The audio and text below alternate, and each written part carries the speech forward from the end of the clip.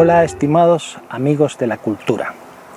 Una de las formas a las que recurre el ser humano para aplacar un poco la angustia que a todos nos afecta a lo largo de la vida, en algún momento o en todos ellos, es la creencia en Dios. Creer en Dios ayuda a algunos a aplacar esa angustia vital. Yo no creo en Dios.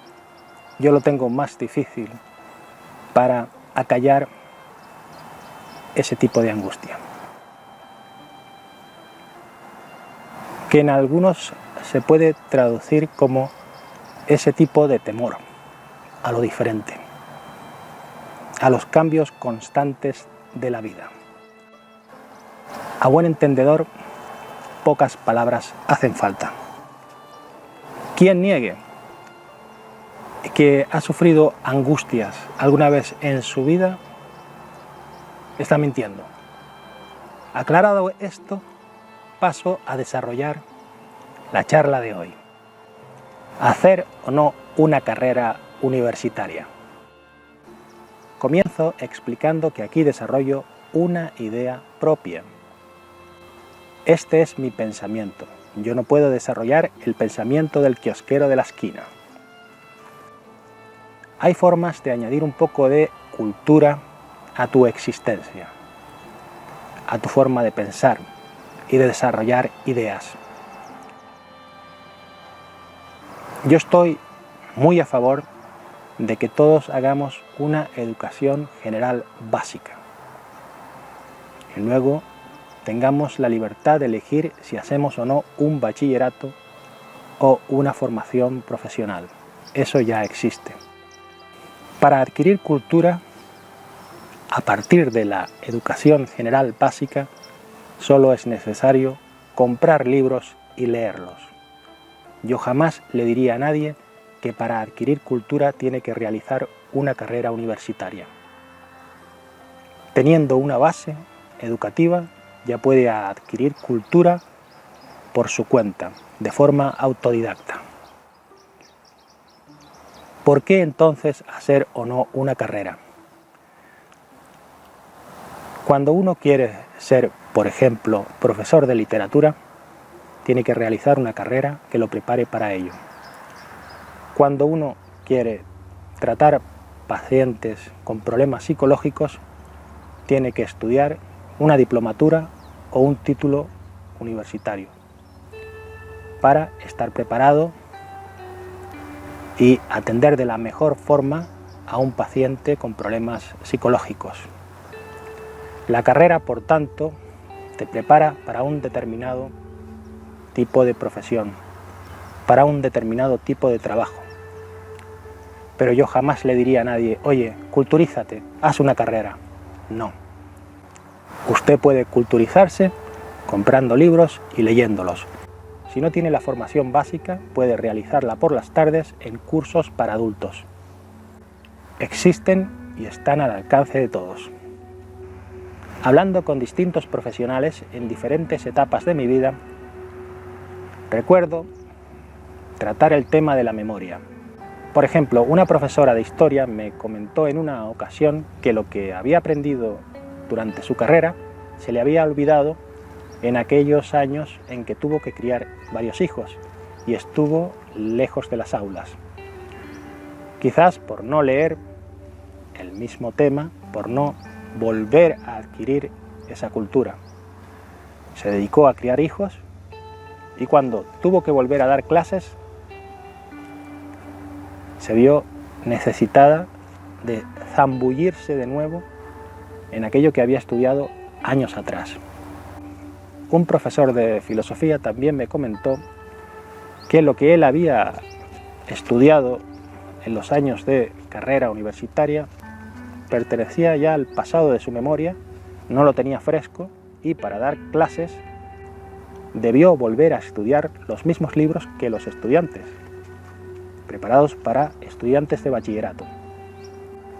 Él había desempeñado distintos oficios hasta que por fin alcanzó la que parece ser su meta, enseñar en un bachillerato a alumnos filosofía, y tuvo que volver a estudiar lo que ya había estudiado años atrás. ¿Qué quiero decir con todo esto? Que la memoria hay que refrescarla, tienes que volver a estudiar cosas del pasado para mantenerlas frescas durante el pasar de los años. A mí mismo me ha ocurrido, y lo he podido comprobar, que mi lectura de clásicos universales, clásicos de la literatura universal, pues se ha ido apagando, desvaneciendo en el tiempo, por yo no volver a retomar esa lectura de la Divina Comedia, el Quijote, el Lazarillo de Tormes, clásicos de la literatura que yo estudié y que se van perdiendo los recuerdos. Sin embargo, guardo con claridad las enseñanzas de una profesora de literatura que yo tuve y su forma de hablar del Cid campeador cuando lo recibió aquella niña, que ella decía que hablaba como un sabio, una niña de pocos años, al recibir al Cid. Tengo recuerdos claros de esa profesora y de lo que nos habló. Sin embargo, olvido lecturas que vinieron después, como Stendhal, Rojo y Negro. Tengo claro el concepto básico del libro, pero no consigo recordar momentos claves. Con todo esto vengo a decir que hay que refrescar los conocimientos. La cultura, pues, no se adquiere solamente yendo a la universidad. La cultura se puede adquirir sin ir a la universidad. Decía Cervantes que lo que la naturaleza no da, Salamanca no presta. Es decir, si tú eres una persona necia que padece pues algún tipo de enfermedad, como alguno que me he encontrado en la red, dos en cuestión que presentan síntomas de esquizofrenia con delirios de grandeza. Son dos personas semianalfabetas que se pasan el día llamando idiotas a los demás, pero que cuando escriben o hablan dejan a las claras que son semianalfabetos. Y estos dos individuos presumen de algo que no son. Uno de ellos, por ejemplo, me dijo en una ocasión: yo te voy a enseñar a ti a hacer una crítica cinematográfica. Y yo le pregunté una sencilla cuestión: si tú te crees capacitado para enseñar a alguien a hacer una crítica cinematográfica, ¿por qué no las desarrollas tú con éxito? Era un individuo incapaz de entender un simple simbolismo, un simple símbolo. El hombre del saco representa el miedo. Se burló de ese símbolo, se burla de las metáforas, porque no ha hecho un esfuerzo por estudiar, por formarse de manera autodidacta o académica. Es incapaz de comprender un simple símbolo, pero presume de que va a enseñar a otro a hacer una crítica cinematográfica. Un tipo que desconoce por completo el lenguaje cinematográfico, no entiende nada de plano, contraplano, traveling, plano secuencia, desconoce todo eso, no ha leído, no tiene lectura, escribe por qué preguntando junto y sin tilde, es semianalfabeto, o sea, dos palabras distintas, no tienen nada que ver con la palabra ósea, y las escribe juntas. Él dice, o sea, tú estás tal, tal, y lo escribe junto, o sea, del verbo ser, o sea, separado.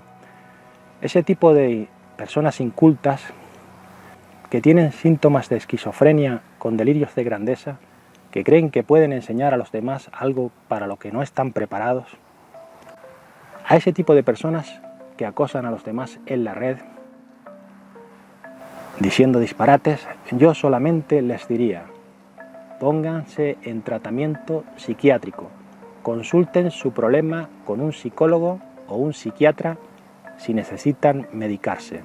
El psicólogo solo les va a hablar, el psiquiatra les puede medicar y puede calmar un poco su angustia en la vida.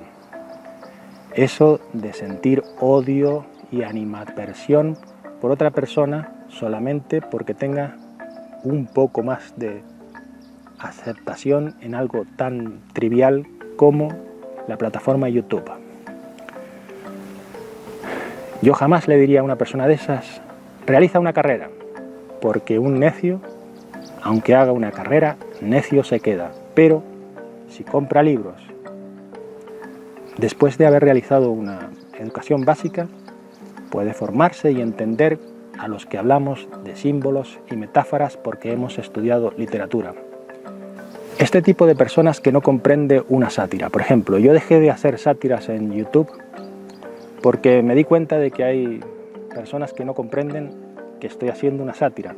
Cuando hablo, por ejemplo, de la forma en la que YouTube maltrata a los creadores de contenido, desmonetizando en febrero del 2018 a millones de ellos, en los que yo me incluía, y yo realicé una sátira en vídeo quejándome de eso.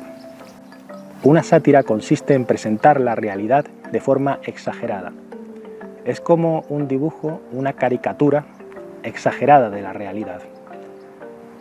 Un idiota que no haya estudiado, que no tenga preparación, cogerá ese vídeo y se pondrá a decir disparates de fondo sin comprender que es una sátira.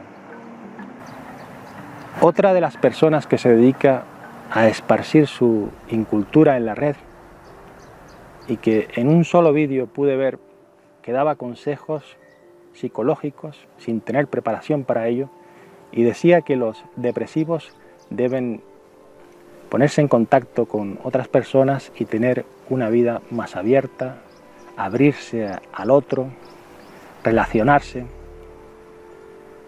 Una persona sin formación psicológica da ese tipo de consejos y hace sentir culpable al depresivo que no quiere abrirse a nadie, que se encierra en sí mismo y quiere realizar una vida al margen de los demás.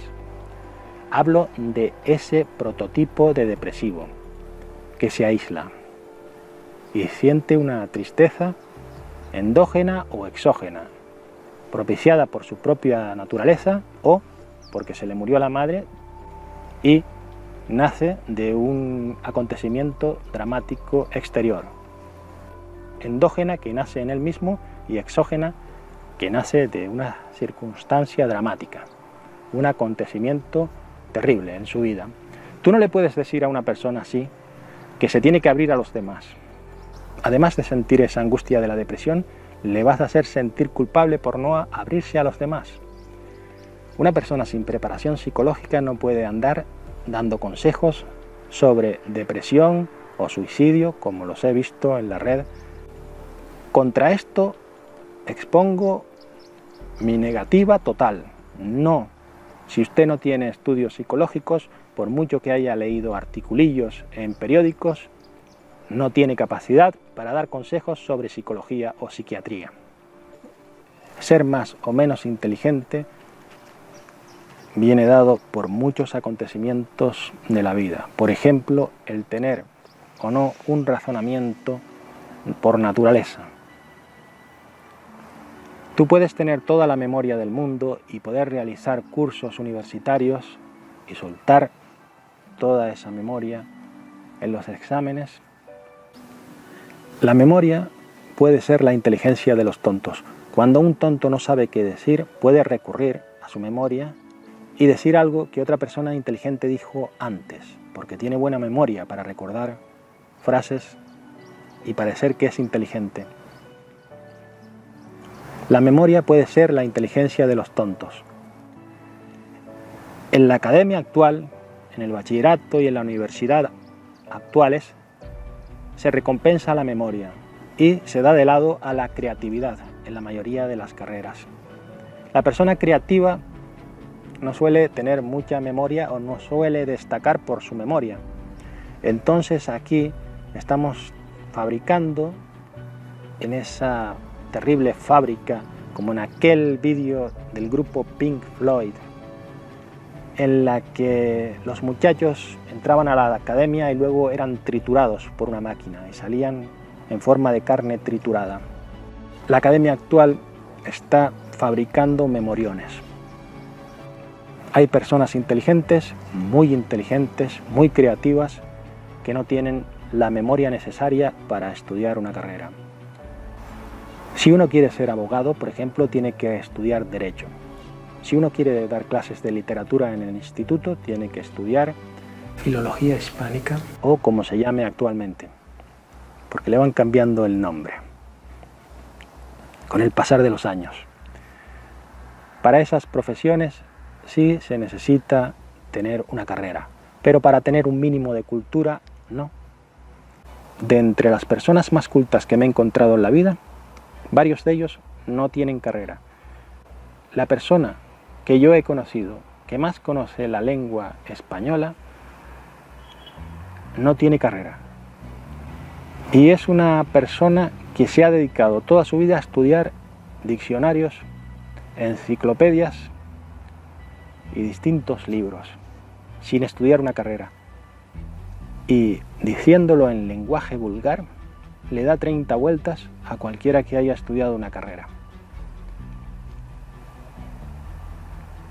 Por los azares de la vida, esa persona no estudió una carrera. Sin embargo, no hay conocimiento sobre la ortografía y la gramática que no tenga ese hombre.